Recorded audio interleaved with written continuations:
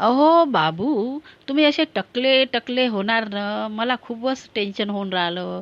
तुम्ही काहीतरी उपाय करा ना, हे टकले टकले होऊन राहिले, मला आहे ना खूप राग येऊन राहिला तुमचा. पण मला टकला नवरा नको ना.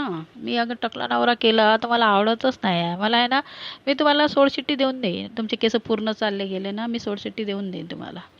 खरंच बोलत आहे का तू मला सोडसिटी देशील?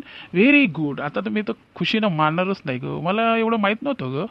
हे पागलासारखे काहून धावून राहिले जे तुम्ही? पागल बिगल झाले का काय? काय धावून राहिले? का झालं तुम्हाला? वेडावेळ पिसं लागलं का काय? अजून पागलासारखे करून राहिले, धावून राहिले. मी सोडचिठ्ठी देतो म्हणता तुम्हाला खुशी मावत नाही तर काय?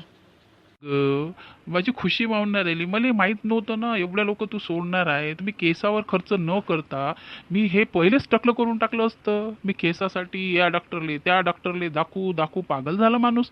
आणि तू सांगत आहे का मी सोडशिट्टी देऊन देतो सोडून देतो. हे उपाय पहिले सांगली असते तर किती मजा आला असता ना. मला लई खुशी झाली असती तू मला पहिले सोडून दिली असती तर.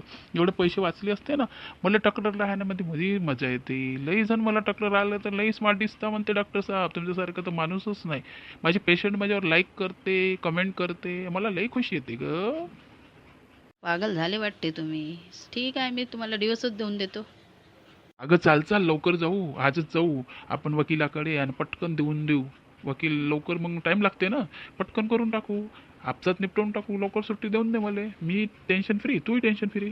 रे माझा नवरा तर लई खतरनाक निघला बाप्पा. मी तर असंच म्हणलं, ते तर खरंच दिवस घेतो म्हणताय. मंडळीनं अशी बायको म्हणलं तर किती खुशी वाटते ना मंडळींना. तुम्हाला वाटले ना?